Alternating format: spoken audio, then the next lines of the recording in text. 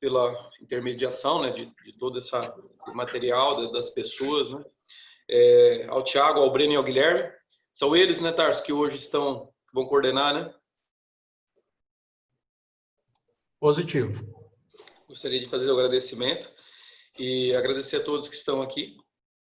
E repetir mais uma vez, né, o nosso projeto, para quem não conhece, quem está chegando agora, que ele está embasado em 4 pilares.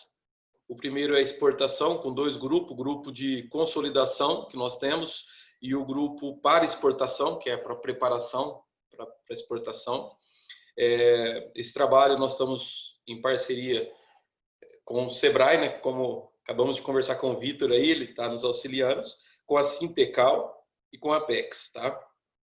Nós estamos com um trabalho também de vendas online, através de implantação de plataforma e principalmente de formação de jovens, porque essa mão de obra é uma mão de obra que não tem hoje no mercado. É difícil, não é que não tem, é difícil a gente encontrar, os empresários encontrarem para trazer para o seu time, tá? E o que tem está a peso de ouro. Então, é uma coisa que é um bom segmento, que é algo que nós conversamos ontem com o Instituto Federal, junto com o Tarso, junto com o Vitor, no sentido de a gente fazer a preparação desses alunos para dar sequência em nossas empresas.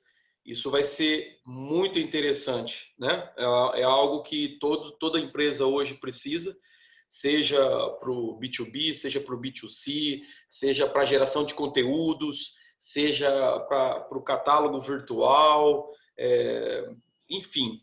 Nós precisamos de ter hoje esse profissional, é uma necessidade das empresas hoje. E como são poucos hoje que estão disponíveis no mercado, nós vamos formar, vamos buscar e vamos ajudar para poder, logo, o mais rápido possível, o Birigui está com um número, vamos dizer assim, considerável de pessoas com essa formação, com essa expertise, pelo menos, né? Nós temos a parte de tecnologia e inovação, que é o que nós estamos discutindo agora, tá? Que também faz parte da geração de conteúdo, a preparação do nosso polo produtivo. Nós temos hoje a preparação de matérias-primas, a elaboração de novos materiais, que nós estamos hoje inclusive com uma boa parceria com o Senai, né, que hoje está coordenando tudo. Nós estamos também com o IBTEC, que está se mostrando um baita de um parceiro, muito empenhado, e com os fornecedores, apresentando para nós, em primeira mão, graças a esse conjunto todo, novas matérias-primas, e matérias-primas principalmente que estão sendo vistas no âmbito da exportação. Então, é uma coisa bem interessante hoje, todo o nosso projeto estar alinhado com algo, tá? Então, hoje, o nosso projeto ele está muito alinhado com a exportação, com a preparação do nosso parque e com a escolha de materiais sustentáveis, materiais biodegradáveis. Enfim, nós estamos trabalhando com vários fornecedores hoje nesse sentido, para que o Brasil tenha materiais com a sua cara, com a sua assinatura, materiais diferentes do mundo e materiais que nós temos em abundância. Tá? No final do ano agora nós quem desenvolveu na realidade foi a PVC Sul, tá? E eles desenvolveram materiais sustentáveis como fibra de coco, fibra de bambu, principalmente fibra de cana-de-açúcar, que nós temos um pouco aqui na nossa região, né? Então, são materiais muito interessantes para nós colocarmos isso, né, no mercado externo e mostrar para o pessoal que sempre busca sustentabilidade o que nós temos de tecnologia, inovação em cima de materiais. Nós estamos trabalhando muito forte também numa questão que hoje nós sabemos que é de extrema necessidade, que é a questão de crédito. Tá? Então, nós também estamos com o Sebrae numa busca constante, né, de recursos e eles têm trabalhado muito bem. Essa semana nós fizemos uma reunião com a Prefeitura Municipal de Birigui, com o nosso prefeito intermediando tudo, e com a Caixa Econômica Federal, tá? Com todo o pessoal da Caixa Econômica Federal, no sentido de preparar a nossa estrutura dentro do SIMB para auxiliar os nossos associados a obter o crédito realmente, porque existe algumas barreiras que às vezes são simples de ser resolvida e os nossos associados eles param ali e não conseguem passar aquilo.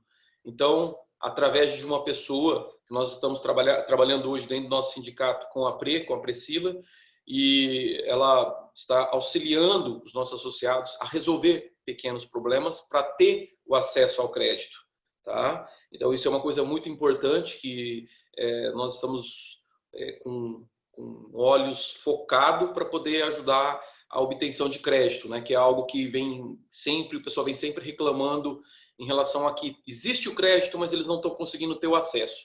Então, em alinhamento com a Caixa Econômica Federal, nós se colocamos no meio dessa negociação para que nós entendamos o que está realmente acontecendo e através da Fiesp, tá? Através da Ciesp, nós vamos movimentar tudo para poder conseguir isso para os nossos associados, tá?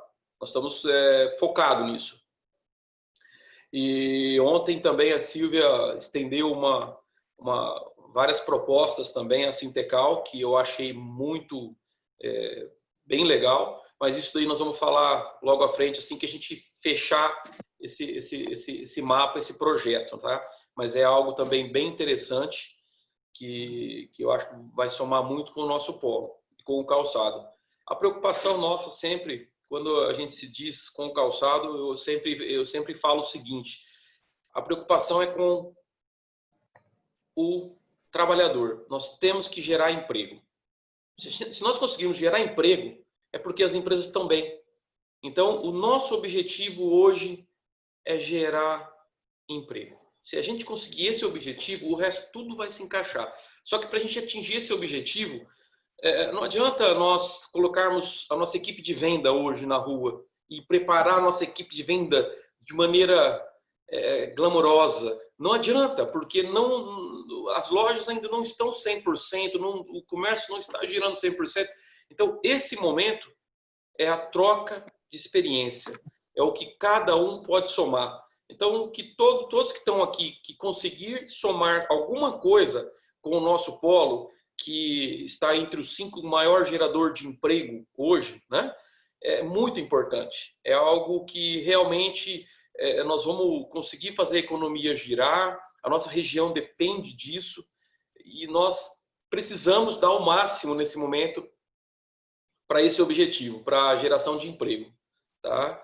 Então, é isso que hoje o SIMB vem trabalhando muito forte através da nossa diretoria, através das meninas que estão, a Silvia, a Eli, a Fernanda, a Pre. Então, é isso que a gente vem trabalhando com a diretoria e com todo o nosso time lá dentro. E agradecer demais aos parceiros que, sem eles, a gente não daria um passo, tá? E a todas as empresas que estão presentes, a gente sempre pede que divulgue isso para as outras empresas, que ajudem a propagar, porque somente através dessa união, com essa força, com todo o polo unido, é que cada vez mais nós vamos trazer os parceiros e cada vez mais ter algo a apresentar e a oferecer, tá? Então, muito obrigado, eu volto a agradecer e vamos lá, Tarso. Fique à vontade. Obrigado.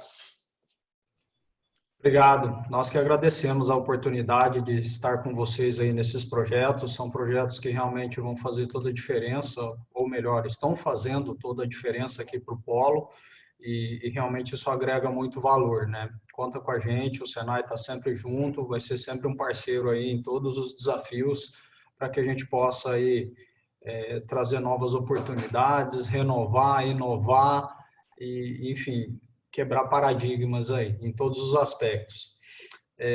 Ontem nós tivemos um encontro, né, um encontro com o IST de Franca, conforme eu coloquei ontem, já no finalzinho, se não me engano, foi um encontro que tinha um objetivo mais na eficiência operacional, e hoje a gente vai ter um encontro que está mais focado a nível estratégico, né?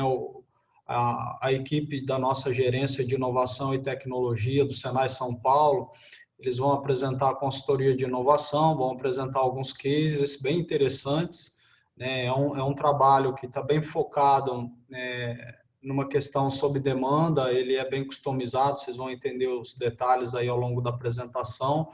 Agradeço a nossa equipe da Gerência de Inovação e Tecnologia, o Thiago, o Guilherme, o Breno, que nos apoiou também, e em toda a disposição aí nos atender e estar presente aqui conosco nesse dia para fazer essa apresentação bem legal. Vocês vão gostar que tem alguns assuntos, algumas coisas que eles vão apresentar aí que são bem interessantes, que eu acho que vai agregar bastante. E desde já nos coloco à disposição, seja aqui no Senai Birigui, seja através da nossa gerência, a equipe que está aqui presente, que vai conduzir a apresentação hoje, a gente vai estar sempre à disposição, né?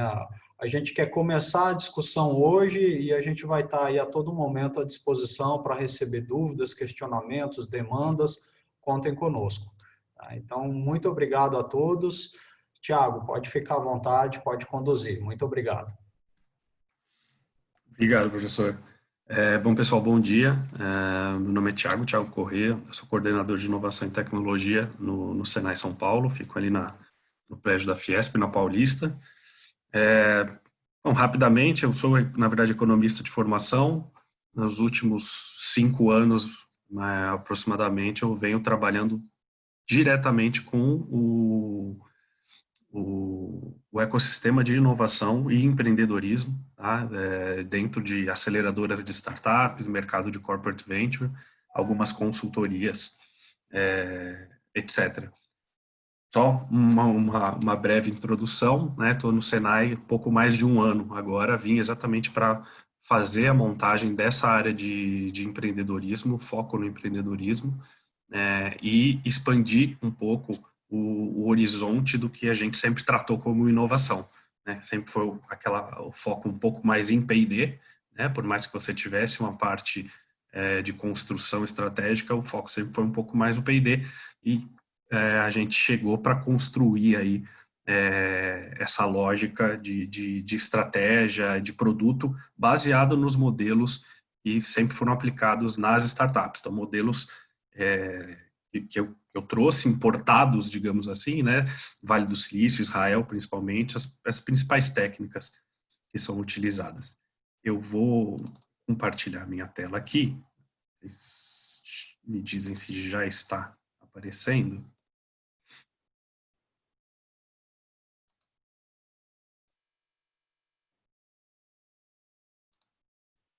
Conseguem ver já, não?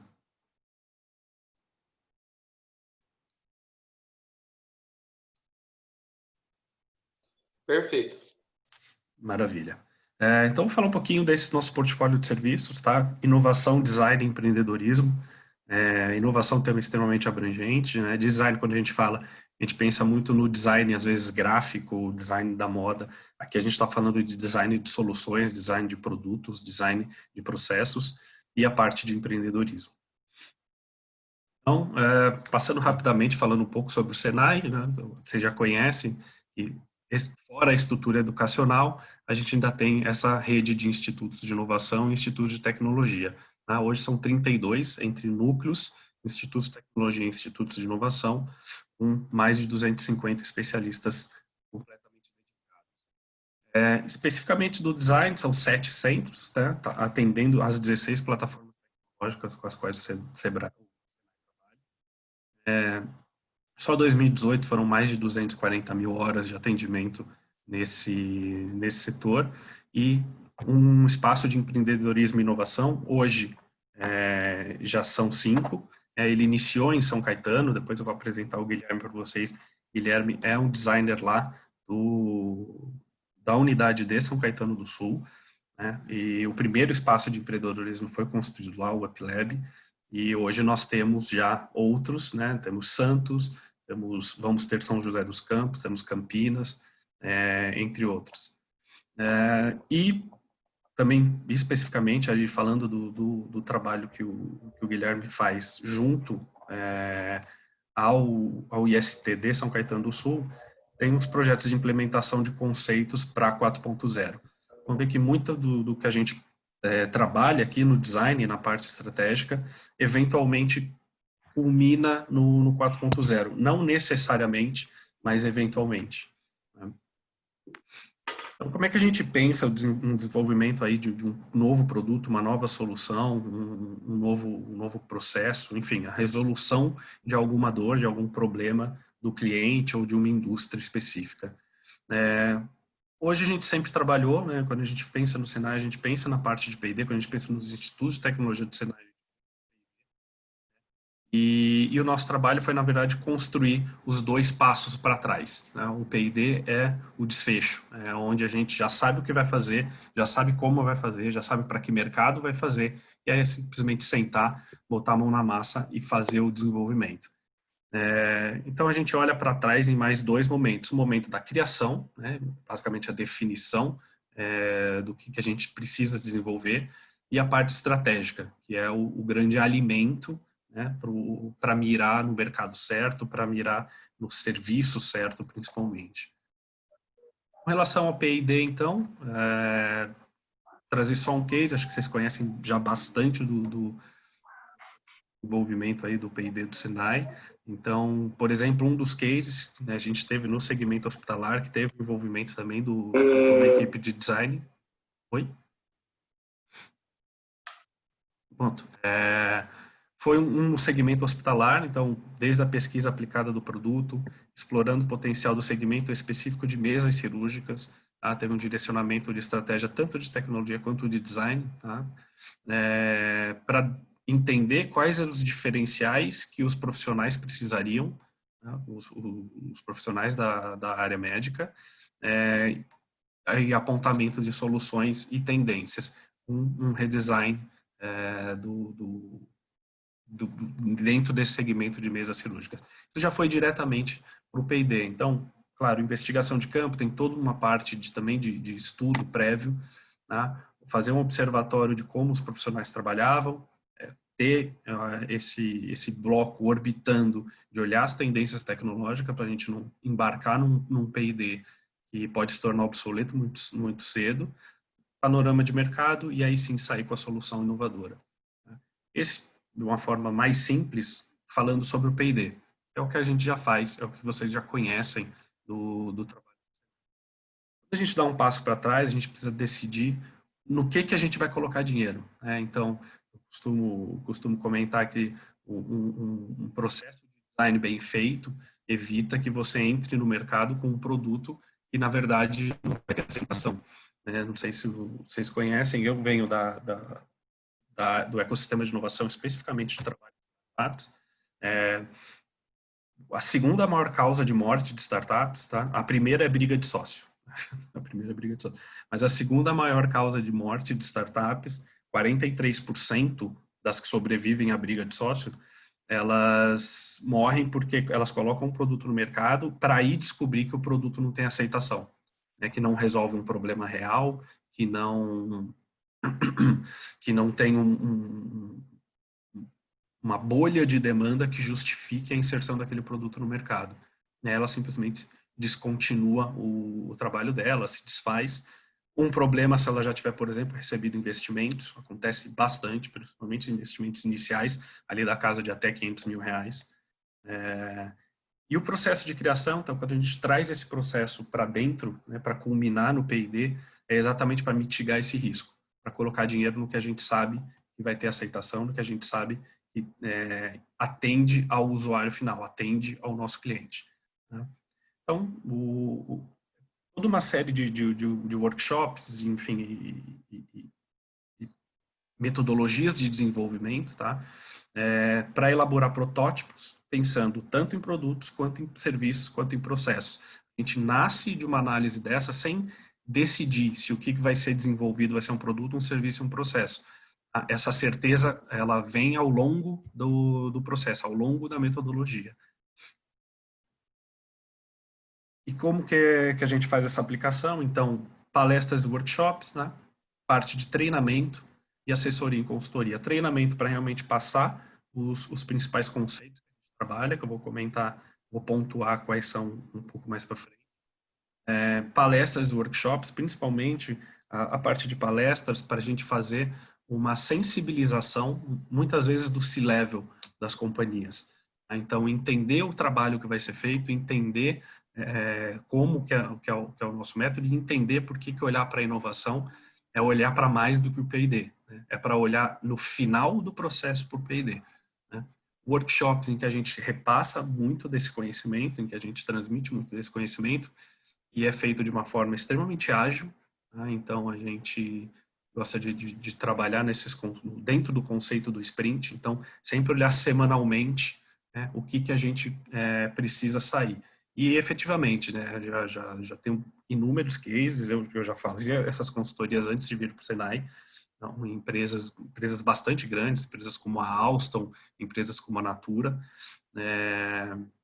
e você realmente redesenha muitas vezes do seu processo, o que inclusive dá uma cutucada no seu modelo de negócio.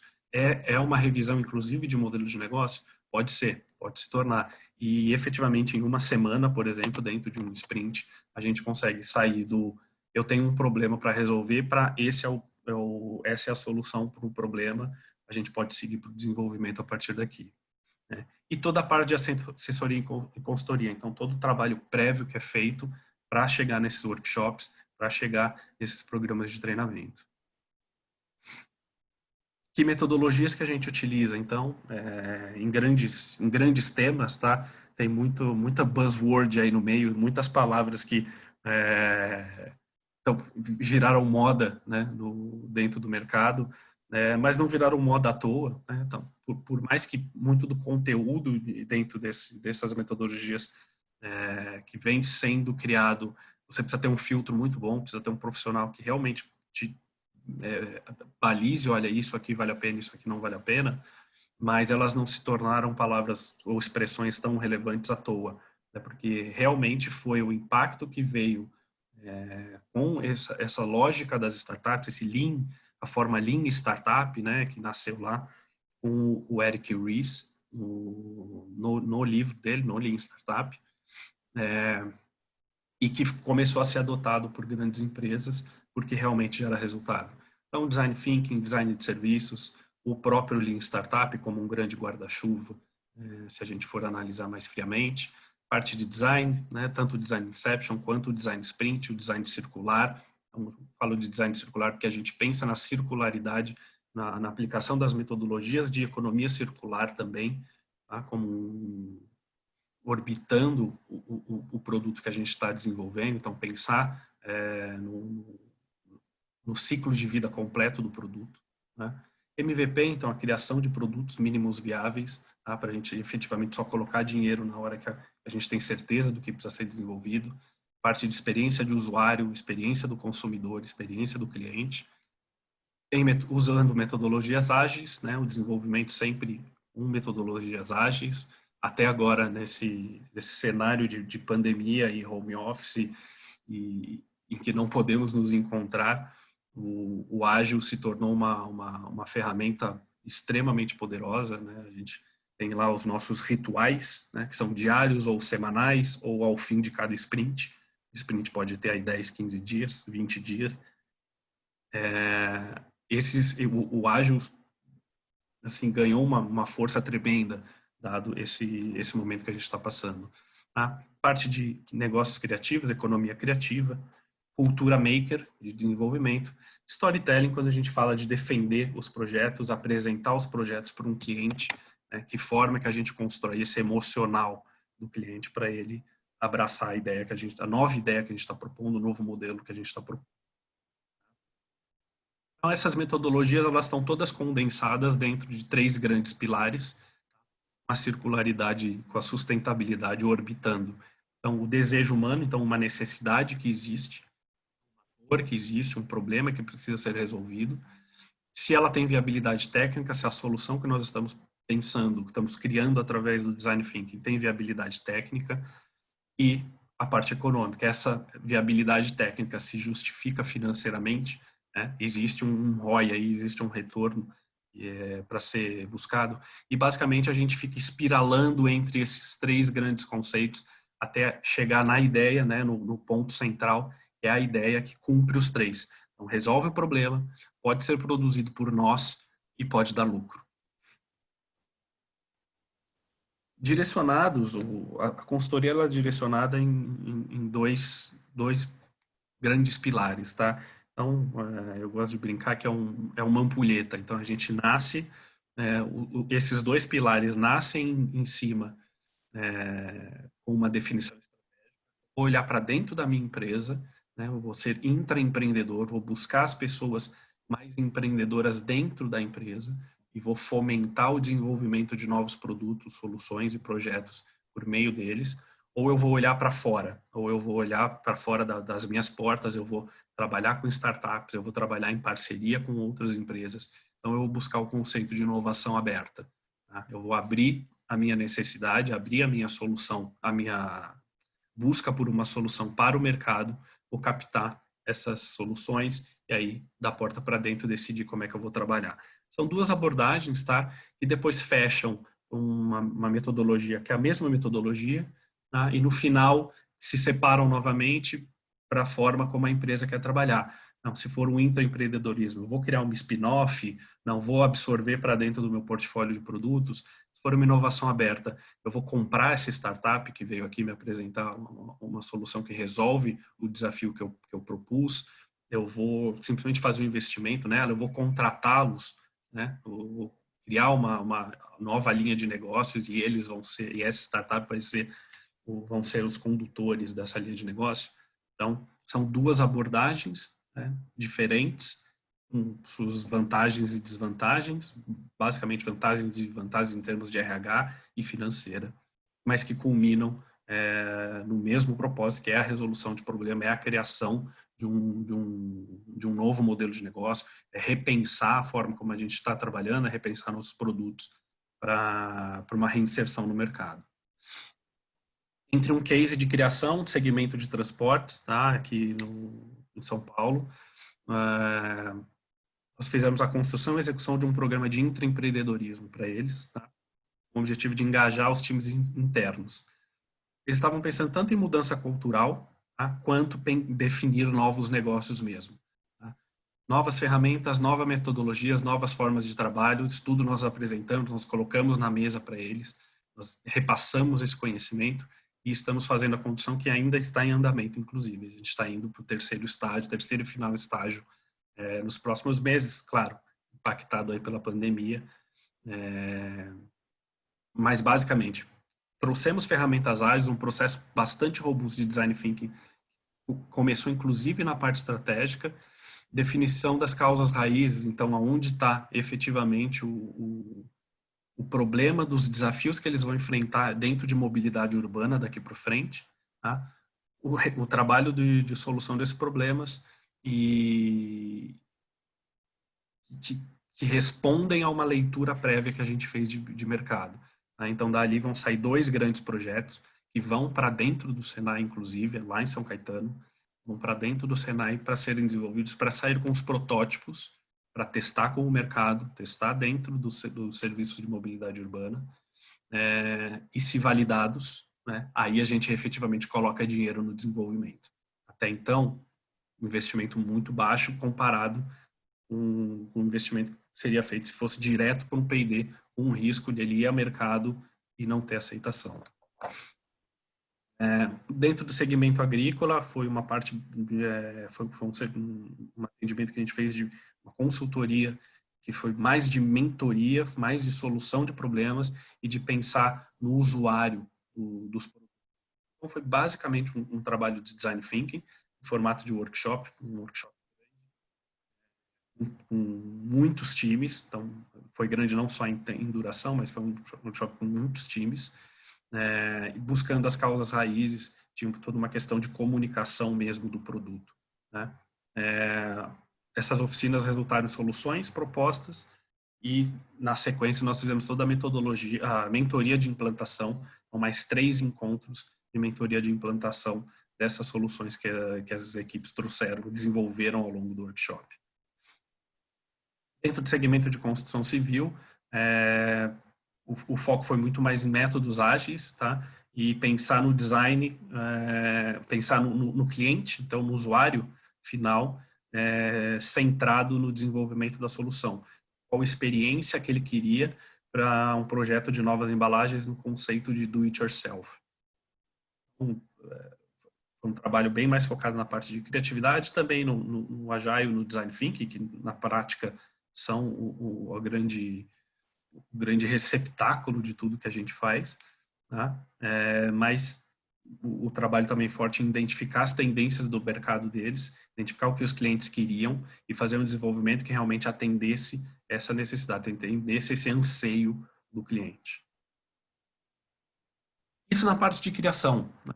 Então, são métodos que vão sair, como comentei lá sobre mobilidade urbana, são metodologias que a gente usa para sair uma estratégia, um produto, isso produto, processo, para ir para o P&D. Só que dando um passo atrás na criação, a gente tem a parte da estratégia. Então, basicamente, eu preciso entender o meu mercado. Eu preciso entender para onde ele está indo, eu preciso entender para onde as tecnologias que impactam o meu mercado estão indo, tá?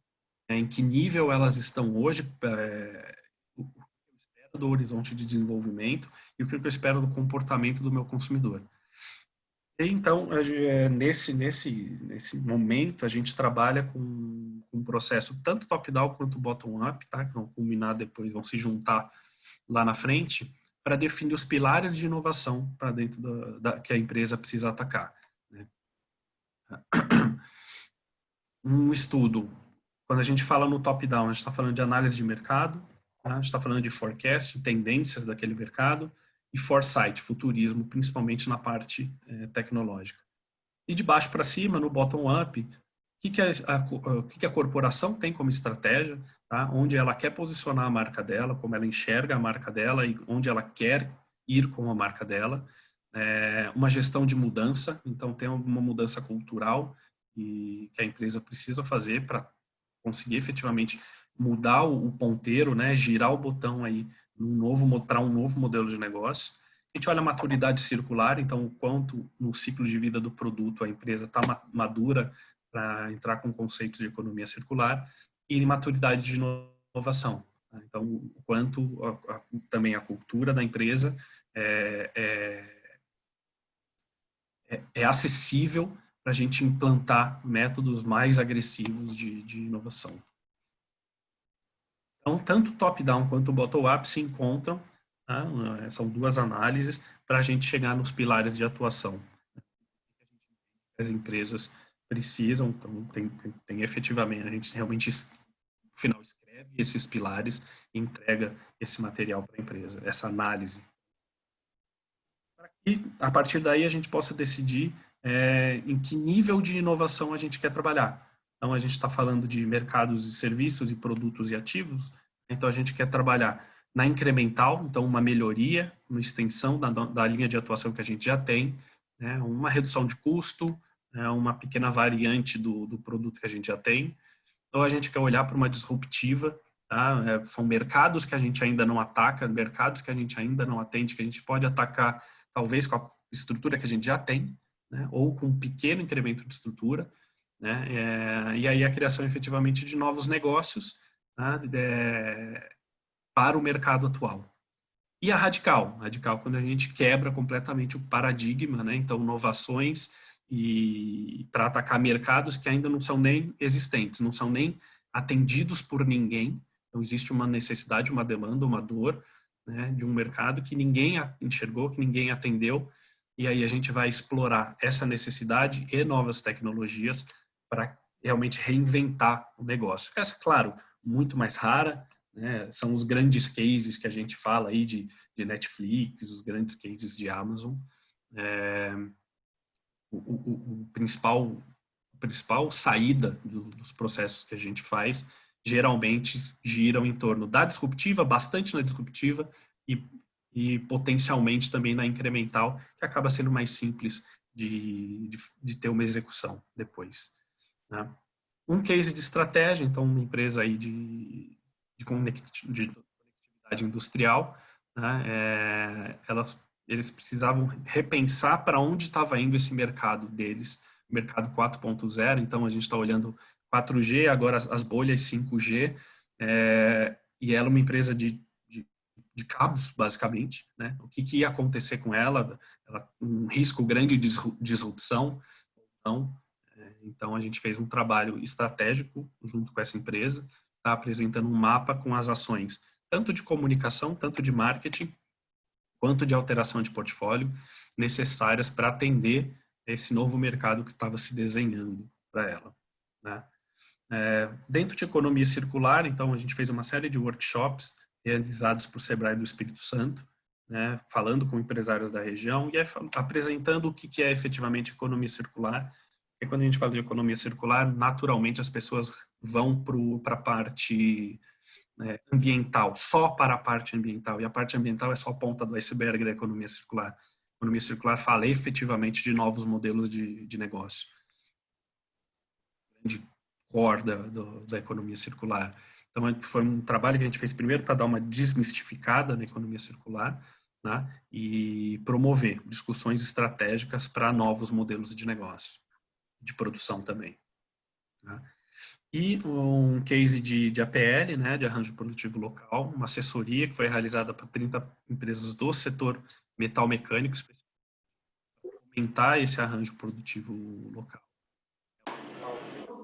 Mas, um pouco mais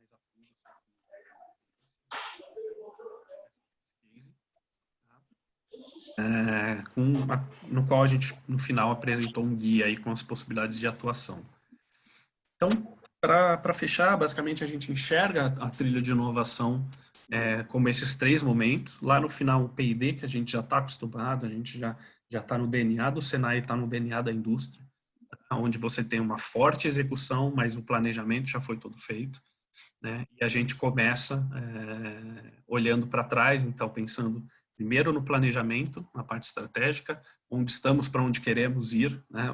Pensando de forma um pouco filosófica aqui, né? Indo para a parte da criação, que é um misto de planejamento focado nos workshops e execução focado na prototipação, para aí sim endereçar para o P&D.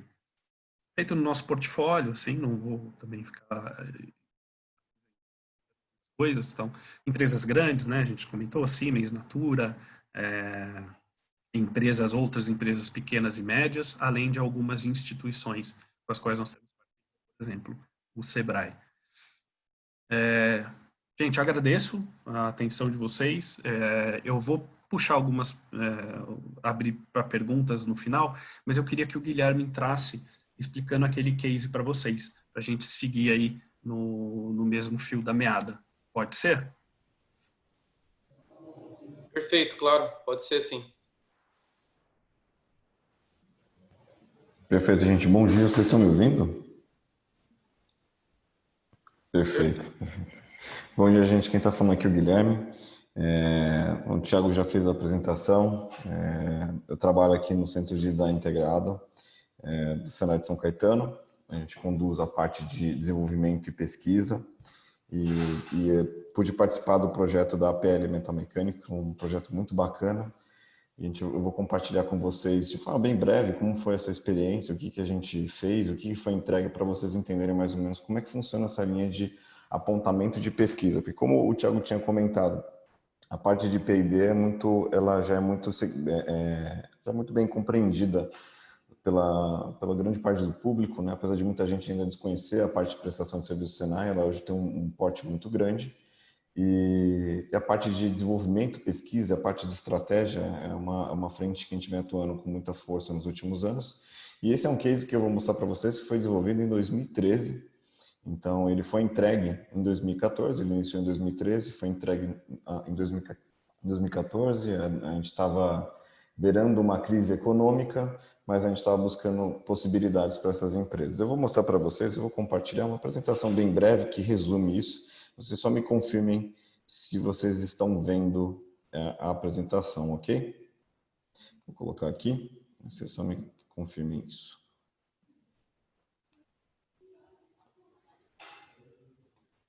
Beleza, então eu vou iniciar a apresentação aqui. Bom, então foi um case da APL de metal mecânica, então foi um case muito interessante que a gente pôde trabalhar.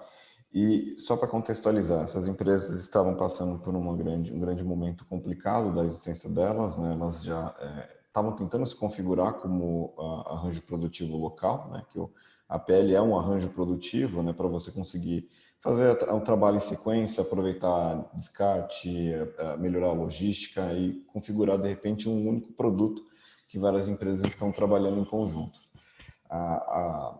O grande problema que as empresas estavam passando é que elas estavam passando um aperto muito grande por parte da indústria automobilística, que realmente estava apertando os preços, e eles precisavam apresentar uma solução que fosse viável para eles trabalharem em conjunto, porque isso dependeria da sobrevivência deles e não somente da indústria automobilística como estava acontecendo, né? Muitos já nem eram mais fornecedores das grandes montadoras.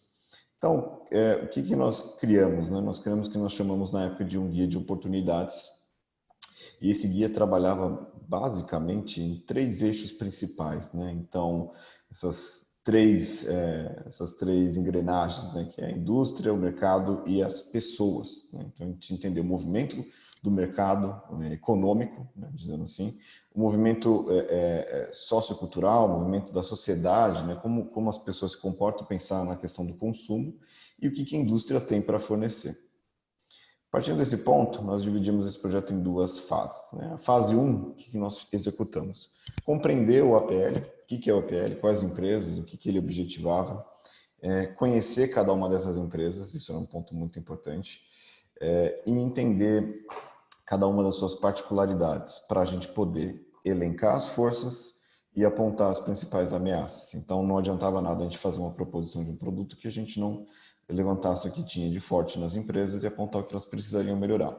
Então, para isso, nós fizemos essa primeira fase e começamos a identificar os principais pontos, né? Então, listados os pontos, né? Então, nós levamos técnicos e especialistas do Senai, isso pensando nos especialistas na ponta, quem já trabalhavam com Lean Manufacturing, já conheciam processos e já trabalhavam com processos, e eles começaram a elencar as especialidades dando notas para as empresas. Então, esse quadro que vocês estão vendo aí é basicamente o que nós elencamos de diferenciais das empresas, ou seja, o que elas tinham de mais forte, né? Ou seja, o que o grupo poderia oferecer ao mercado, que eles conseguiriam dominar com uma certa maestria e não seria um problema que esse produto tivesse parte ou total solução que envolvesse um desses itens. Então, feito isso, nós tivemos uma visão.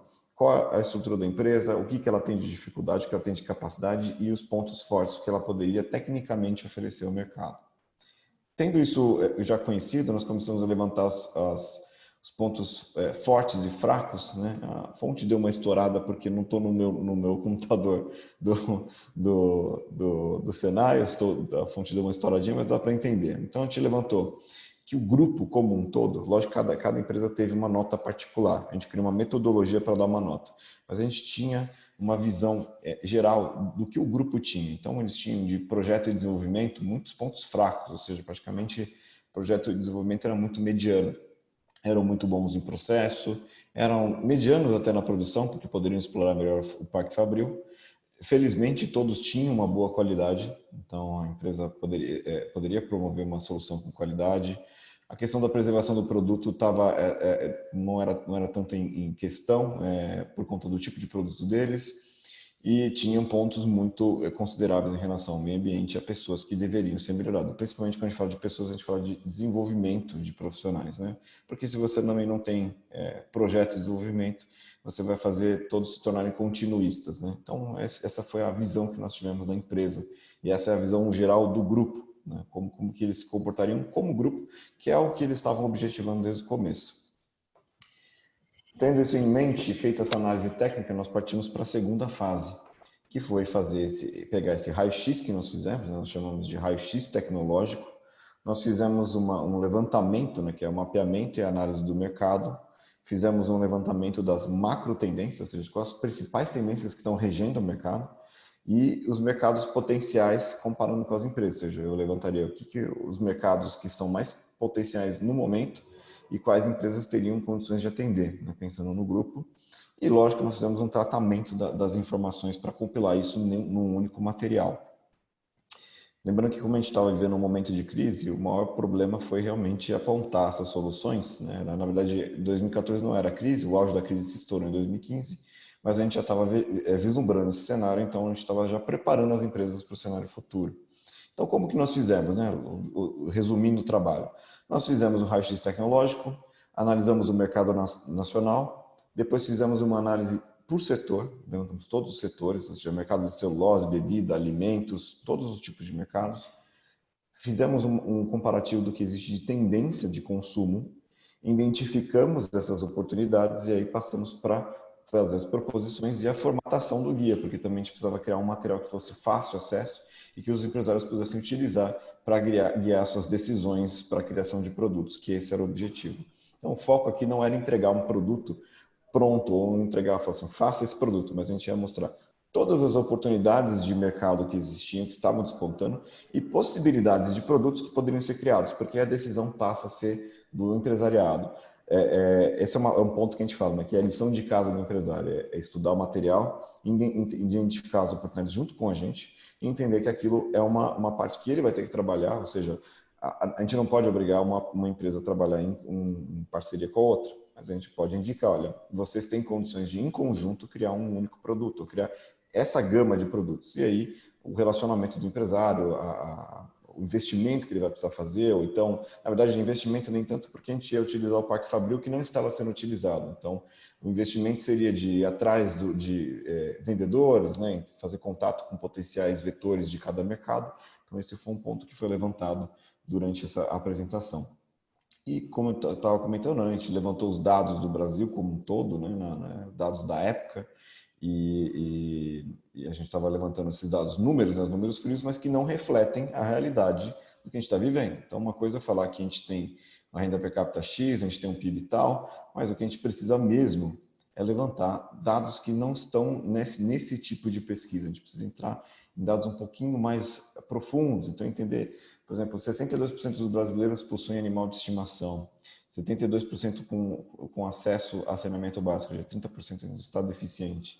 Casais com 100 filhos aumentando, né? A média de 20%. Hoje nós passamos de 25% de casais sem filhos. Pessoas com smartphone com acesso à internet, 47%. Hoje nós já estamos beirando 60%.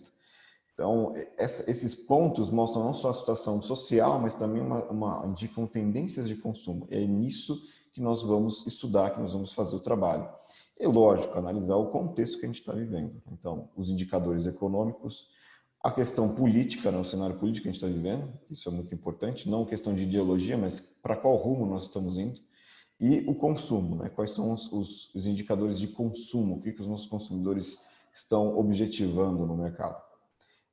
Nós levantamos essa lógica dessa pesquisa pensando, né, em vários pontos que a gente poderia obter de informação. Então, nós levantamos pontos que nós temos acesso em casa. Então, nós temos a própria CNI, né, Confederação Nacional da Indústria, a Fiesp, as associações e sindicatos e os institutos que estão associados a essas entidades de classe.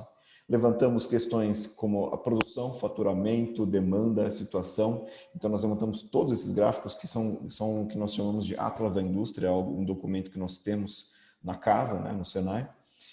E nós criamos uma média por segmento. Então, a gente fez todos esses pontos, nós criamos uma metodologia e nós criamos uma média onde cada segmento de mercado que tivesse a menor nota teria a melhor posição no mercado. Isso para quê? Para indicar para eles quais eram os mercados potenciais dentre 25 mercados existentes, né, macro mercados, quais eram os mercados que estavam despontando numa situação mais agradável economicamente e que despontariam isso provavelmente nos próximos meses e anos, pensando até na questão da crise que seria passada no ano seguinte. E a previsão foi correta, realmente nós passamos por uma crise. E nós levantamos os mercados potenciais. Nós fizemos um filtro para chegar em quais eram os mercados potenciais para o APL do metal mecânico. Então, na verdade, o que nós fizemos? Foi criar um filtro para falar, hoje o mercado no caso, o mercado número 1, que era, né, no caso, era o mercado de bebidas. E o mercado de bebidas ele estava despontando. Como que a APL do metal mecânico, as empresas agindo em conjunto, poderiam atender esse mercado? Porque se você for pensar, né, o que tem a ver o pessoal na área de metal mecânica atender um mercado de bebidas, né, relacionado ao alimento. Mas tem muita frente, e não somente a frente que a gente pode imaginar. Vou até contextualizar para vocês, né? Então, esses dados, né, do mercado de bebidas, então, ele era o primeiro lugar no ranking. Nós tínhamos novos consumidores despontando, e isso é uma coisa que está mudando o mercado, ainda vai mudar muito nos próximos anos. Novos canais de venda e um número muito interessante que é a questão do crescimento das bebidas funcionais. E isso é uma coisa muito interessante. Por quê? Isso cria um mercado completamente novo, que vai demandar novas embalagens, novos processos de produção e também novos canais de venda para esses consumidores. Um exemplo que nós demos para as empresas foi vending machines automatizadas.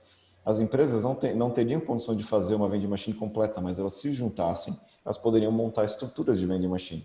Elas poderiam criar estruturas modulares, estruturas mais leves, fáceis de transportar.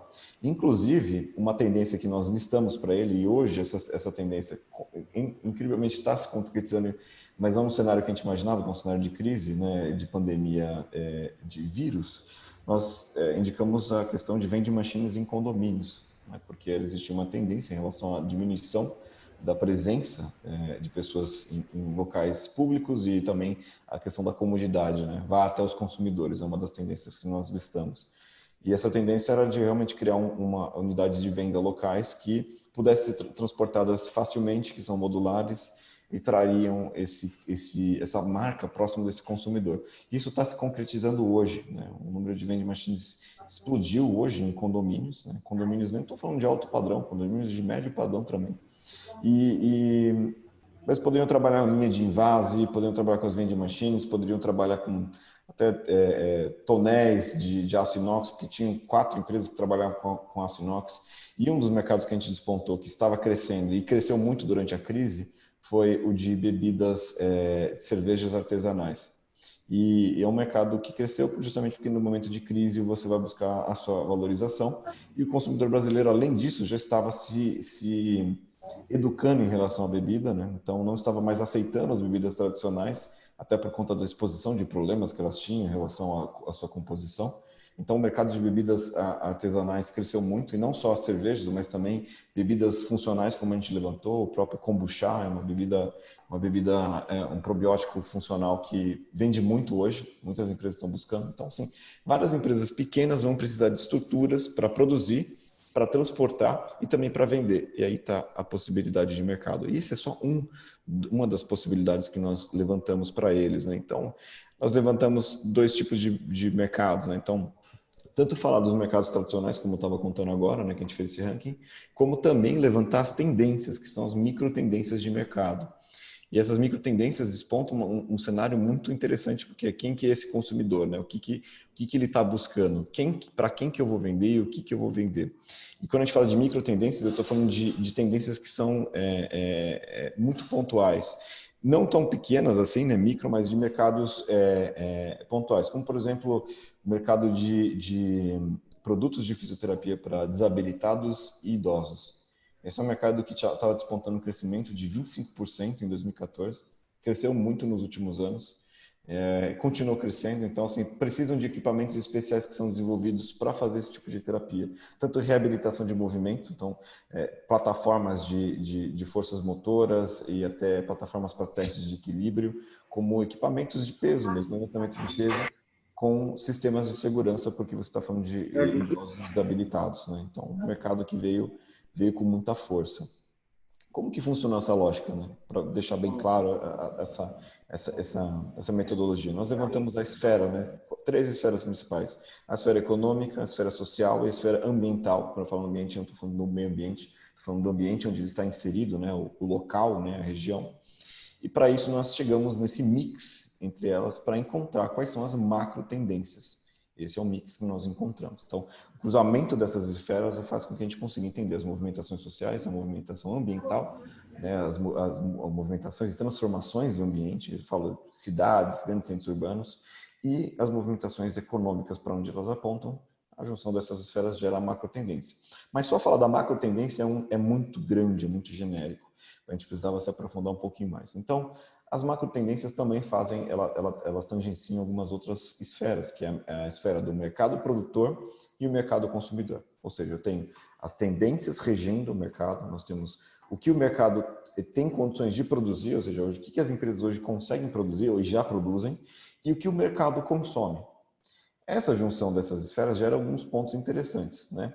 Então, por exemplo, a esfera dos mercados que vocês estão vendo aqui embaixo, né, dos mercados não atendidos aqui, né? Desculpa, dos mercados atendidos. Ou seja, é o que o mercado produtor faz e o que o mercado consumidor consome. Hoje, isso já é atendido. Para uma empresa pequena entrar para competir com isso, ela vai entrar para competir com grandes. Ou seja, ela vai competir com empresas que já fazem produção em massa. Não são mercados de nicho, não é interessante para empresas menores adentrar nisso porque elas vão ter que brigar por volume, por custo. E isso não é interessante. Nós temos ali as macro tendências e que o mercado consumidor gostaria de ter, mas o mercado produtor ainda não tem condições, então a gente chama de micro tendências, né? Elas vão se tornar tendências no futuro. E a junção de todos é o que a gente chama de mercado potencial, ou seja, existe condição do mercado produzir, existe condição do mercado consumir e a macro tendência está apontando para isso. Quando eu falo de macro tendência, né, eu estou falando de tendências grandes que nós estudamos que vão regir o consumo. Então, por exemplo, reflexão ao consumo. Quando eu falo de reflexão ao consumo, ou seja, os consumidores repensando se realmente precisam daquilo e questionando a durabilidade daquela peça. Isso é muito interessante porque isso muda a forma como a gente está se relacionando com os produtos, reaproveitamento de produtos. Então, a gente está vendo muito mercados de smartphones sendo retrabalhados, produtos sendo recondicionados, reutilizar peças de vestuário. Inclusive, nós estamos atendendo empresas que estão trabalhando com essa questão de recondicionar peças de vestuário e devolver ao público peças renovadas, né? Então, existe uma questão de reflexão consumo. Existe também uma questão dos consumidores querem ser ouvidos, né? Eles querem ser ouvidos. Você precisa estar onde o consumidor está. Então, as empresas trabalharem essa questão não só das vending machines, mas também aonde ele vai precisar daquela demanda e vai precisar utilizar, onde é mais cômodo para ele. Nós também levantamos a tendência dos novos consumidores para entender quem são os novos consumidores, como está se comportando, como estão se comportando as classes sociais, como se comporta esse novo consumidor digital, né, que é um mercado completamente diferente. E hoje a gente está vendo uma transformação digital gigantesca, algo que a gente está falando que vai acontecer, mas a gente evoluiu uns 5, 10 anos aí em questão de meses, porque hoje todo mundo se viu obrigado a estar conectado. Então, e ver as vantagens de estar conectado. Então, esse consumidor de hoje não tem mais volta. E naquela época a gente já estava despontando que os consumidores estavam mudando por uma questão de transformação digital e isso precisava ser repensado, os modelos de negócio que a gente está em canais de venda. E também a questão do consumo sustentável, que diz por si só, né, em relação não só à questão da sustentabilidade, como o próprio Thiago comentou, né, a gente fala muito da economia circular. A economia circular é um modelo de negócio. Né, a gente está falando, se um negócio é sustentável, ele sobrevive. Se você só extrai, produz e descarta, você deixa de ganhar, você perde, né, dinheiro no lixo. E isso vai se converter também em leis severas em relação ao meio ambiente que vão obrigar as empresas a tratarem seus resíduos e as empresas que estão já trabalhando, pensando nisso, vão ter um futuro muito mais confortável. As empresas que estão trabalhando, pensando somente na extração e venda, vão sofrer um pouco no futuro porque vão ter leis pesadas em relação a isso e os consumidores também não vão aceitar as empresas que simplesmente só descartam. Então, é uma frente muito, muito grande e isso trouxe para a gente uma visão, né, um cenário, uma visão que a gente consegue apresentar proposta. Então, nós não entregamos para eles um guia de, olha, você vai ter esse produto exatamente, faça isso, você vai ganhar dinheiro. A gente deu todas as possibilidades e deu todas as informações. E é uma coisa interessante porque o empresário pode trabalhar. Tem uma coisa que eu quero compartilhar bem rápido com vocês. Eu vou só parar aqui o compartilhamento da tela. Gostaria de compartilhar uma coisa bem rápida, que é um case que a gente fez. Eu não vou poder exatamente explicar todos os pontos desse case, porque ele ainda está em sigilo, mas eu posso mostrar para vocês sobre o que ele está se tratando, né? O que a gente está desenvolvendo com esse produto. Eu vou compartilhar aqui super rápido, só me confirmem novamente se vocês estão enxergando a tela, beleza? Esse case foi uma empresa muito interessante, foi um pessoal do Instituto de Pesquisa que veio até nós e eles têm uma parceria com uma empresa que faz materiais por extrusão. Na verdade, eles têm uma empresa de materiais poliméricos e tem uma empresa para fazer o processo de extrusão.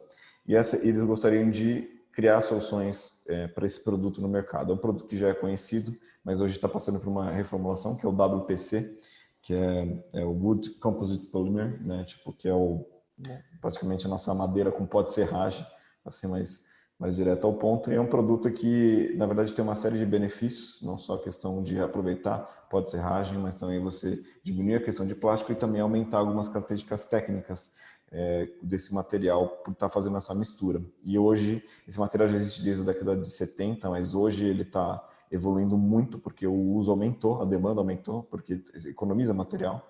E os estudos em cima dele aumentaram, ou seja, nós temos um material hoje muito mais versátil. Só que ainda muito tímido o seu uso no mercado, muito restrito a banco de praça, peças grandes e de baixo valor. Então, será que era possível esse produto adentrar o mercado? Então, ele nos contratou para fazer essa pesquisa. Nós levantamos esse material que nós estudamos, o que era o material, a evolução do WPC, para entender. Para a gente entender o que a gente vai fazer amanhã, a gente tem que entender o que foi feito ontem, porque a gente consegue traçar uma linha interessante que é uma tendência do que vai acontecer. Se está dando errado por muito tempo, será que vale a pena investir ter esse investimento? Se ele está despontando o crescimento, a gente pode se preparar que ele vai continuar crescendo e as empresas vão continuar investindo nesse material. Então, nós levantamos aqui sobre o material para entender onde mais ele era utilizado. Ele era muito utilizado na construção civil, a questão dos aspectos industriais, né, que vai direto ao consumidor, apenas 10%. O setor automotivo passou a utilizar muito nos últimos anos, aumentou, a gente está falando de 8% da utilização desse material, é bastante. Então, muitos carros apresentando não só o pó de serragem, mas soluções similares, né? A própria Ford em Camaçari utiliza muito fibra de coco e de banana para misturar com polímeros e fazer acabamentos. Então, é uma frente que já é utilizada e ela é financeiramente rentável, né? Então, isso validava a pesquisa. Então, tendo isso em mente, a gente falou, ok, a gente pode desenvolver esse projeto. Então, nós levantamos uma metodologia para entender qual que era as grandes vantagens em relação aos materiais concorrentes. A gente fez uma análise, uma pesquisa de estrutura, né, e apontou, né, nota de 1 a 3, o que ele tinha de vantagem em relação aos seus concorrentes diretos, porque também tem materiais que não valem a pena ser substituídos. Isso tem que ficar claro. Às vezes, do ponto de vista estrutural vale, mas do ponto de vista econômico não. Então, é interessante entender todos os pontos desse produto, então, em relação à sua deformação, sua resistência, a sua durabilidade, se ele vai desbotar, se ele é resistente à água, para saber quais materiais ele poderia substituir no mercado. Porque é isso que ele vai fazer. A gente não vai criar um produto novo apenas. A gente vai substituir produtos de materiais existentes. E aqui algumas soluções, né? Então a gente levantou solução para o transporte pesado, né? Então a gente levantou por segmentos, categorizou, e nós fomos bem específicos nesse projeto, porque ele é um pouquinho diferente, ele era mais fechado para apenas um processo de produção. Então tá aqui, um dos produtos era baú de caminhão, né? Então a gente sabe que existe muitos baús de caminhão que são feitos de madeira hoje, né? Tem um lobby muito forte na indústria madeireira, mas existe também uma pressão muito grande pelo preço e a questão da venda de madeira ilegal. Então, tem muitos problemas aí e também em relação à resistência. E o WPC é perfeito nesse mercado, então nós levantamos dados de mercado para ele. Esses dados que vocês estão vendo não é o dado da apresentação final, então não estamos comprometendo o nosso cliente, é só uma demonstração mesmo, mas fica claro que a gente levantou todos os dados de mercado em relação à projeção, né, de crescimento, o tipo de modelo de negócio que ele vai fazer, e o tipo de produto que ele vai estabelecer. E o mais legal é que nós criamos um gráfico, né, que é um gráfico radar, dando nota para os processos. Então, ou seja, o que ele tem de acabamento, o que ele precisa de segurança. Nesse gráfico, quanto mais próximo do centro, mais simples será de produzir o produto por parte da empresa, tá? Então, a gente levantou isso com parte do parque industrial da empresa. Então, vocês podem ver que esse é um produto que, da parte de mercado, ele tem seus complicadores. Então, força da concorrência, quando a gente fala do lobby, o lobby é muito grande. Então, ele tem uma nota de 1 a 5, uma nota 4. Então, é um mercado complicado de você adentrar simplesmente. Mas a gente tem, por exemplo, publicidade necessária para venda não seria algo tão grande em relação a outros produtos que nós levantamos que não são de conhecimento, né? Então, processo, por exemplo, o que ele passa de processo, montagem, pós-processo, ele precisa de precisão na montagem, em relação ao produto, né? Ele precisa de acabamento, ele precisa de segurança, ele precisa de validação. Todos esses pontos são levantados e é dado uma nota, né? A gente faz uma nota em relação, são um grupo de técnicos que dá essa nota entre designers e engenheiros. Vale ressaltar que a gente sempre trabalha de forma integrada, isso é muito importante, né? Até por isso que até o Thiago tinha comentado, né? Não só a questão da parte de empreendedorismo, mas a parte dos institutos senais de tecnologia e inovação. O próprio Centro de Design Integrado, nós temos profissionais de capacidades e informações distintas trabalhando por um único propósito. Tá? Então, por isso que a gente consegue ter essa visão. E vários produtos a gente levantou. Então, por exemplo, a gente levantou até uma ideia de um protetor de piscina multifunção. Né? Então, você pode tanto proteger a piscina, quanto você pode transformar ele num banco. Esse é um produto que foi uma sugestão nossa para ele. Então, existem protetores rígidos de piscina que são recolhíveis, mas não que ele se transforme em alguma coisa que possa ser utilizada depois de ele ser guardado, né? Então, levantamos o mercado, né, o mercado no geral e o que eles poderiam adentrar nesse mercado. E, novamente, também fizemos aqui esse gráfico, a gente pode ver que em relação a produto, como ele vai precisar de desenvolvimento, ele é mais complexo da parte de produto, ele vai precisar de mais desenvolvimento para isso, investimento em P&D, mas ele não é tão complicado em relação ao mercado. Então, a empresa poderia ponderar sua decisão em relação a isso. E uma última tendência que eu queria passar, né, que a gente dividiu, né, de acabamento, foram não forro, mas por exemplo, pisos de academia. Essa é uma parte muito legal que a gente trouxe, que é muito interessante, que o WPC permite a alocação de agentes expansores, né? Então ele consegue ficar mais leve e você consegue colocar elastômero que você deixa ele macio.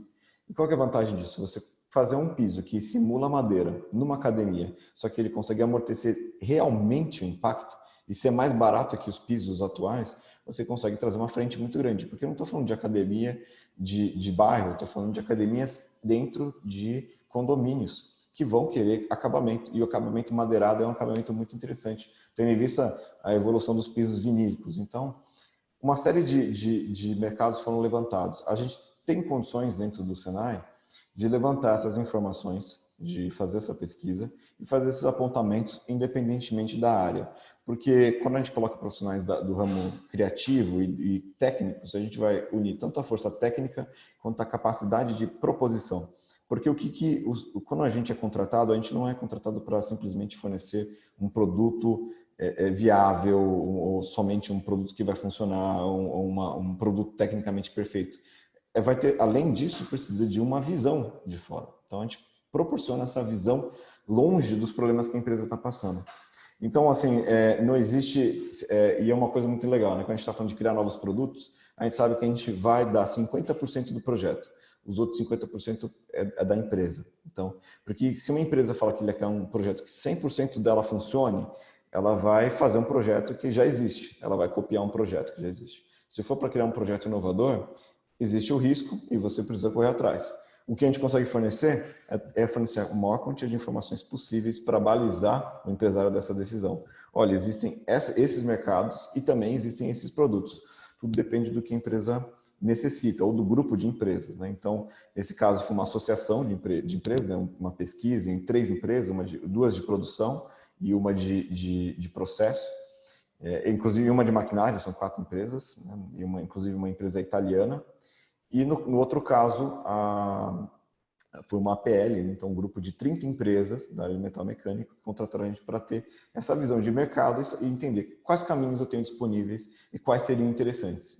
Pode ter certeza que a gente consegue listar todos os pontos que são viáveis em relação a esses projetos. Tá? Então, é basicamente isso, a apresentação. Eu vou só terminar de compartilhar aqui, perfeito. Eu acredito que é isso, então queria agradecer, né, a oportunidade de poder falar um pouquinho sobre esse case, que é muito interessante, e deixar aberto aí para perguntas, tanto para mim quanto para o Thiago também.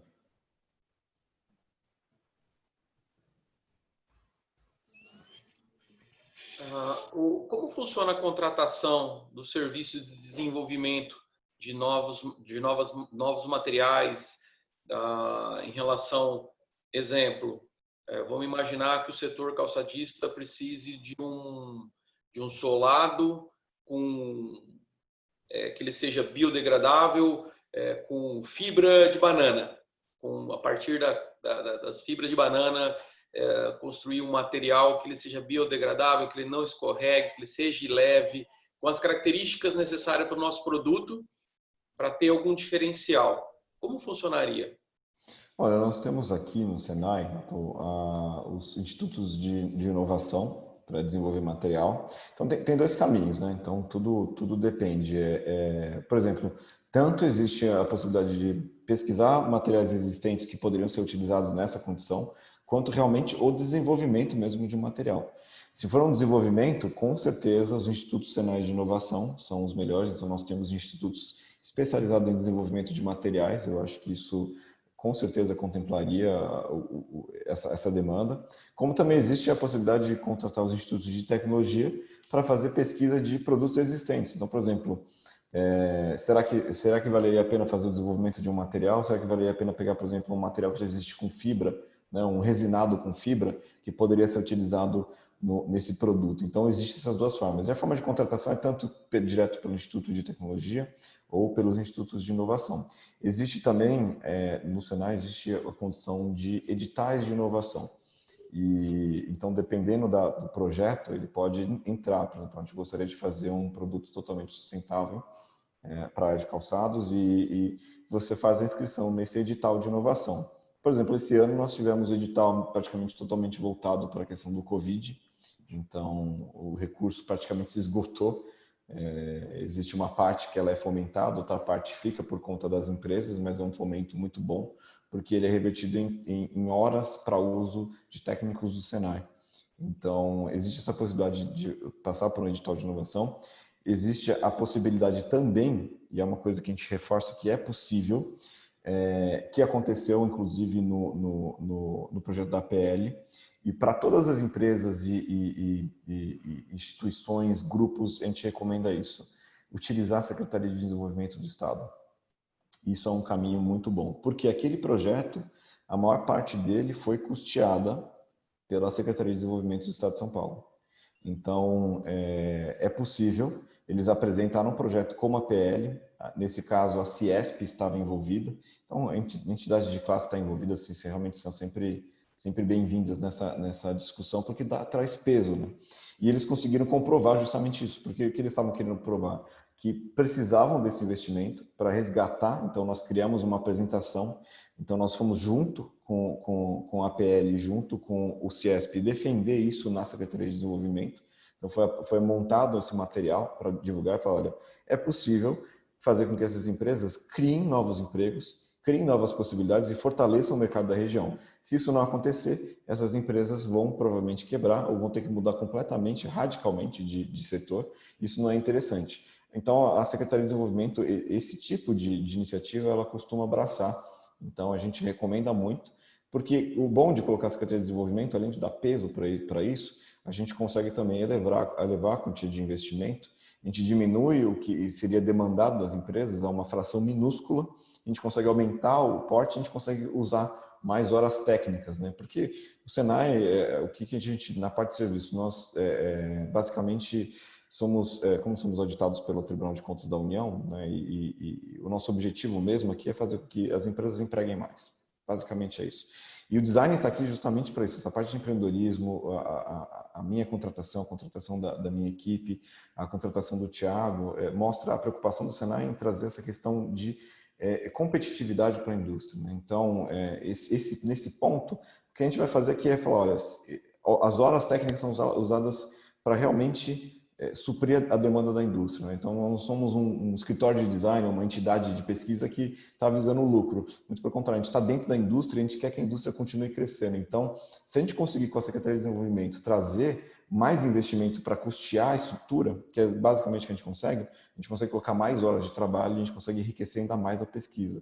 Inclusive envolvendo vários players aqui dentro, né? Então, a gente pode ter dois momentos, ter a linha de pesquisa e depois a linha de desenvolvimento, que é basicamente o que o Thiago mostrou na apresentação. Então, a gente consegue passar pela estratégia, pela parte do design, né, a visão do design, e passar isso para o P&D. A gente consegue fazer esse caminho completo.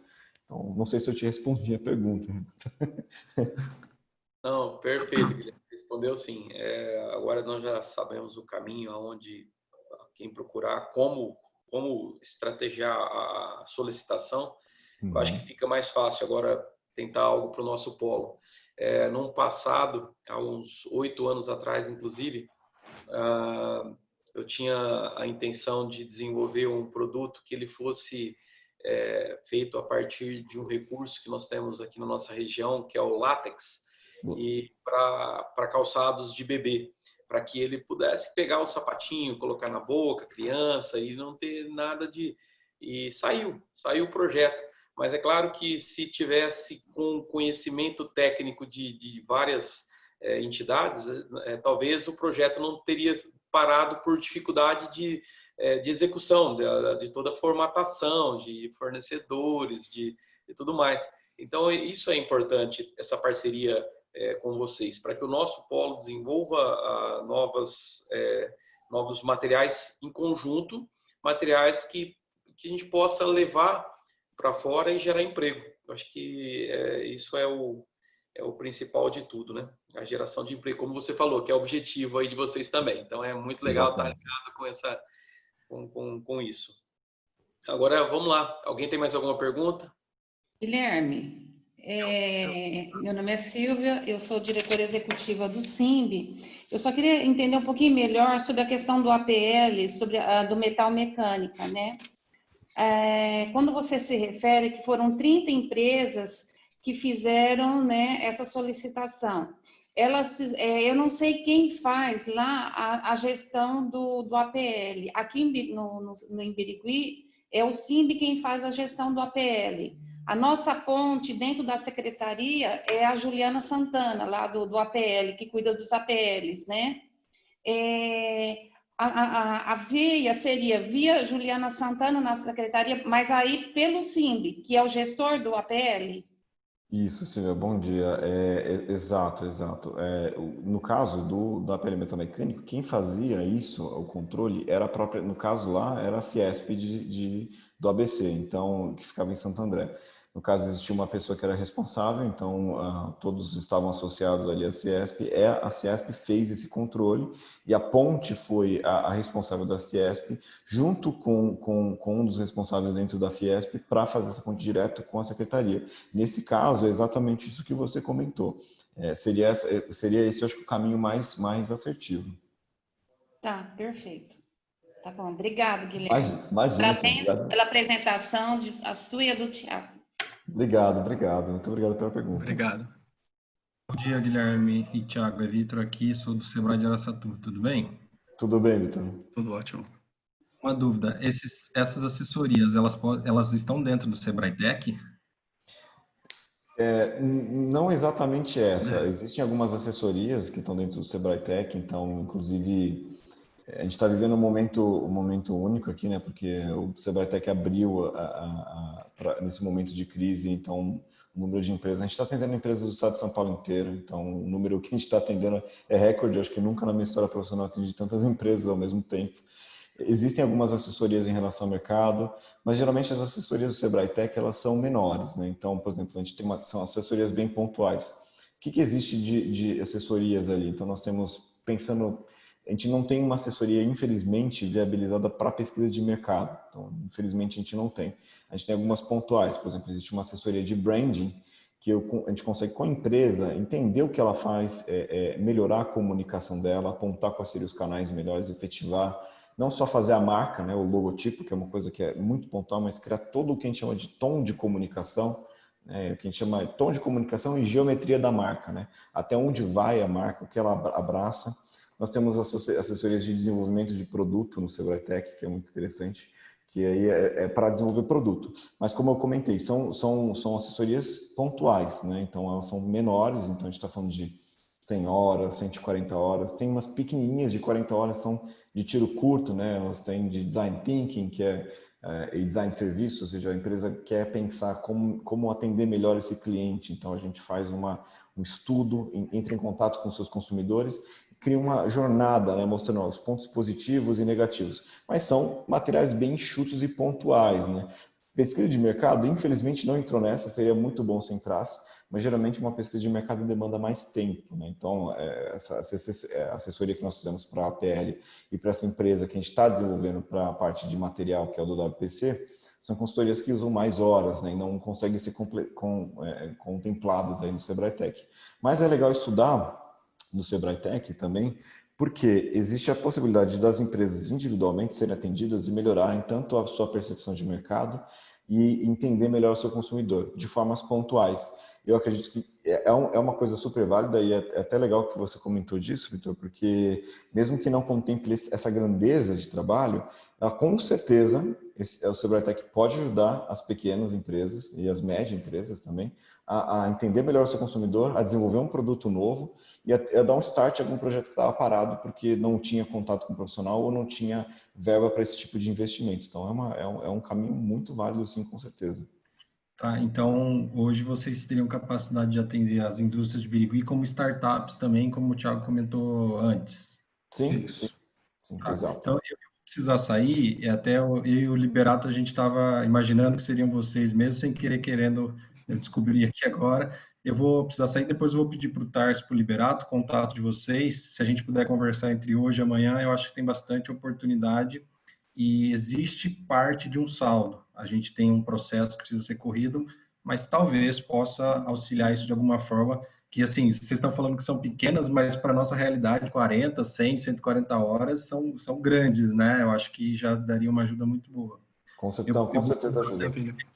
reunião, depois eu vou pegar o contato de vocês para a gente agendar e ver como ajudar. Aí eu passo para vocês, o Silvia e Renato, tá?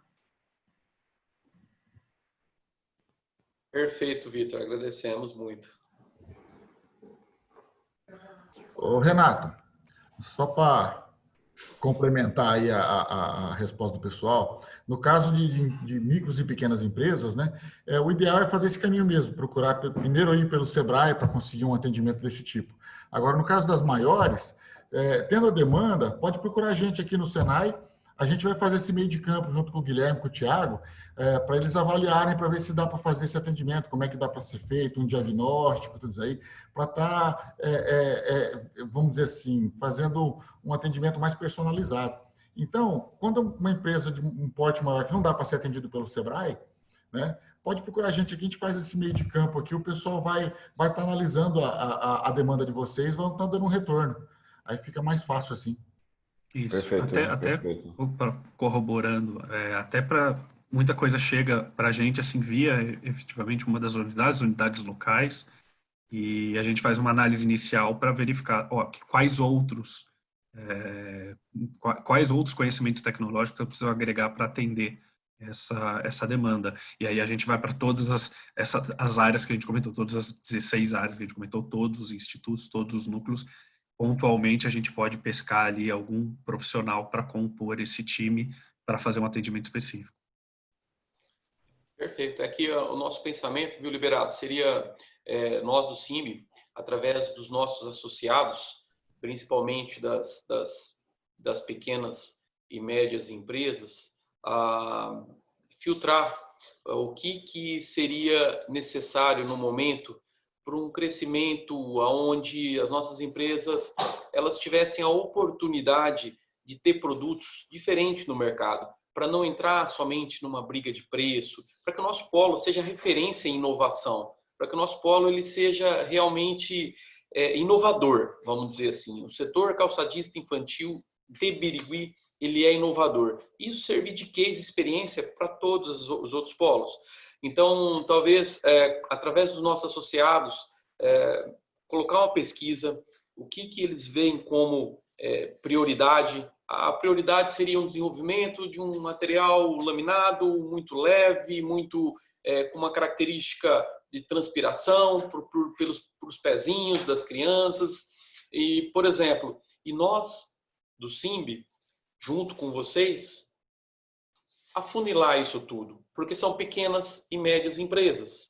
Então, eles não têm, talvez, a mão de obra para cuidar de todo esse projeto. Então, junto, nós determinamos uma determinada empresa para poder estar fazendo, né, uma empresa pequena ou média, para estar fazendo acompanhamento junto e esse desenvolvimento todo, até que a gente pulverize e faça um lançamento entre toda a nossa cadeia de pequenas e médias empresas. Então, esse filtro que eu acho que seria necessário, e não seria uma grande empresa, seria um conjunto de empresas. Isso é possível? Sim, é possível o atendimento ser feito para uma única empresa ou para um pool de empresas, né? Esse trabalho pode ser feito já visando vamos dizer assim, como eles fizeram lá, uma PL. Faz um pool de empresas, junta-se as empresas, inclusive vou dar para até um custo, esse custo vai ser dividido por essa empresa, cada um tem seu certinho, direcionado certinho, mas o atendimento pode ser feito para um pool de empresa, visando um polo que nem Birigui, tranquilo dessa forma. Como eles fizeram lá para o APL. Dá para fazer um direcionamento. Aí depois, o desenvolvimento final, que é aquele mais voltado para visual do produto, que vocês estão falando do material, de algum componente, alguma coisa. Agora, aquele final que é do visual do produto, que o pessoal, que nem no caso do calçado, faz a modelagem, né? A partir daí pode ser feito interno. Mas toda essa pesquisa anterior, todo esse direcionamento de público, de tudo que eles vão fazer de levantamento de público, de materiais, eles podem fazer para um pool de empresas. Eles vão fazer esse levantamento, só que vai ser um trabalho em conjunto, né? Eles vão fazer com todas essas empresas. Aí depois o desenvolvimento final vem, cada um faz o seu, mas o atendimento é para fazer um pool, sim. Outro ponto, Renato, que é interessante, só complementando a fala, em relação não só a pesquisar o material, mas também existe uma questão muito importante, que é a pesquisa que a gente faz, que dá muito resultado, somente de direcionar caminhos, são as pesquisas com foco no consumidor. Então, por exemplo, a gente gostaria de atender tal usuário, então será que tal mercado é interessante atender? A gente consegue criar uma pesquisa, mapear todos os pontos de interesse e o que de fato seria não só vendável, mas traria argumentos para criar um novo nicho de mercado ou atender um nicho de mercado que está demandando algo que não está sendo atendido. Então, por exemplo, a gente fala, eu gostaria de atender calçado de criança, é entender como que se constitui o mercado, o que de fato é diferencial, o que existe de referência que está sendo feito. Fazer entrevistas com consumidores é uma coisa que a gente tem uma metodologia muito boa, que a gente já validou, uma metodologia que a gente está há anos validando, inclusive a gente utiliza o tempo todo, que é contato direto com as pessoas, fazer pesquisas, testes, né, testes AB com usuários, levantar as informações pertinentes. Isso para quê? Para chegar num ponto e entender.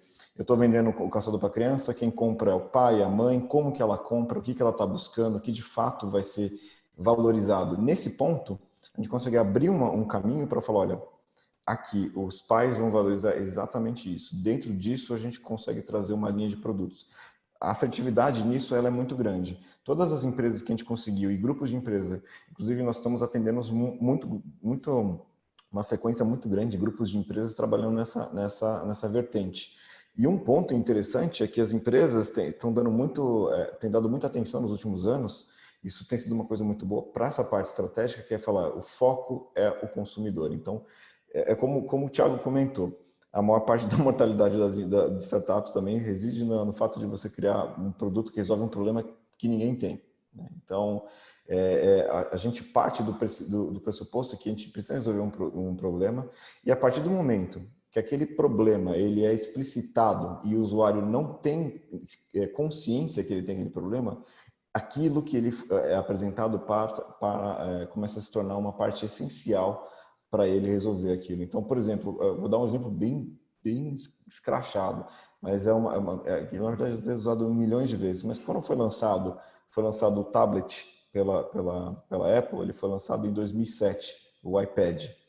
O tablet mesmo, ele foi lançado em 1993 e ele tinha as mesmas características, só que naquela época ele faliu. A empresa que lançou, junto com um cara que idealizou isso, investiu tanto dinheiro que ela acabou falindo. E o tablet existia, mas não era um momento certo, não era um momento que o consumidor aceitava.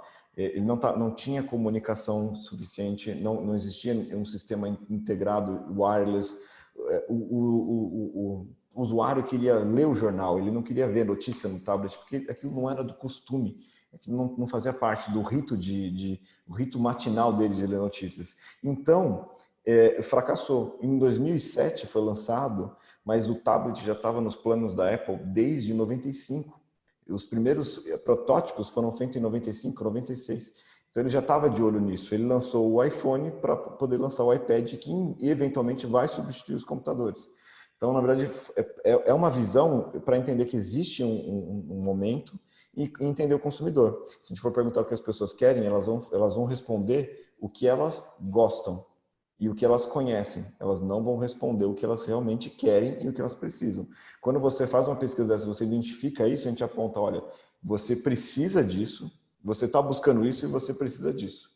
A partir desse momento, qualquer solução que apresente isso, começa a se tornar essencial. Perfeito. A pesquisa é fundamental para o início do projeto, senão o projeto não, talvez ele não esteja dentro da realidade do consumidor, né? Isso.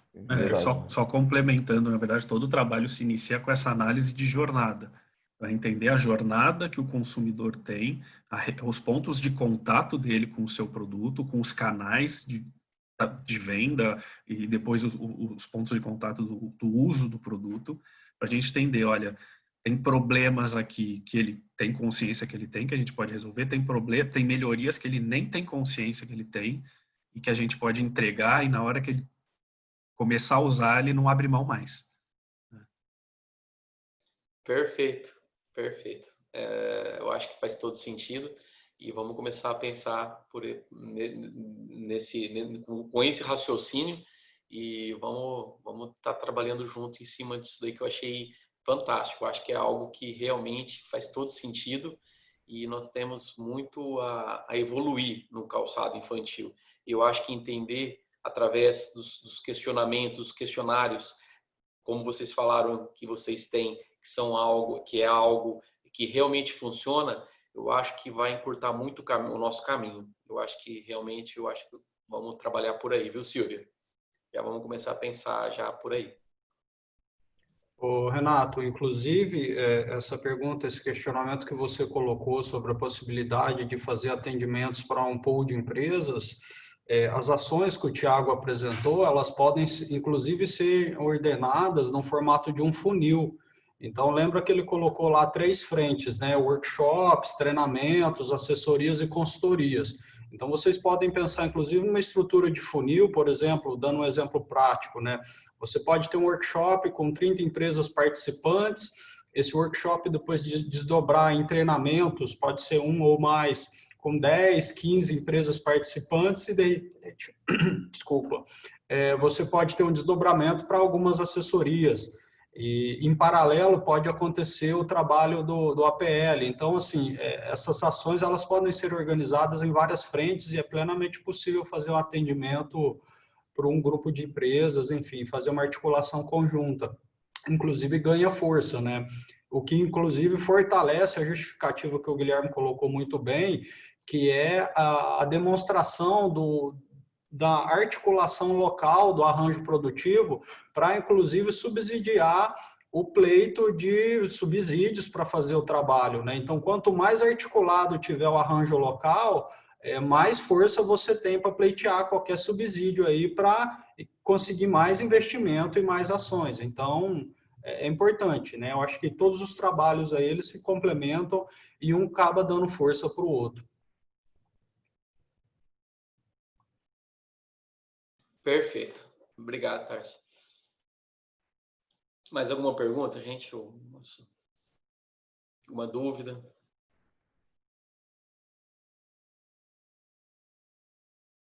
Bom, temos uma reunião agora, né, às 10 também, já na sequência. Então, eu gostaria de agradecer Thiago, Guilherme, Liberato, Tarso, a todos aí que estiveram presentes aí, colocaram vários pontos importantes para o nosso pensamento. Acredito que cada encontro desse, nós evoluímos muito, entendemos pensamentos diferentes, estratégias diferentes, condutas e objetivos, e nós crescemos muito como pessoa e como profissional em cada encontro desse. Às vezes um simples detalhe soma muito para as nossas empresas. Então eu gostaria de agradecer muito a todos vocês, o Breno também, e a a nossa entidade, o SIMB, está de portas abertas para vocês, para que, assim, após pandemia, conhecer e ter acesso aos nossos associados, tá? Então, muito obrigado a todos e que vocês tenham o final, o restante dessa semana abençoado, gente. Muito obrigado. Obrigado pelo convite. Obrigado, Renato. Mais uma vez, obrigado pelo espaço, pela parceria aí fundamental. E conta com a gente. Agora estamos à disposição aí para trabalhar nos desdobramentos agora. Um grande abraço. Grande abraço.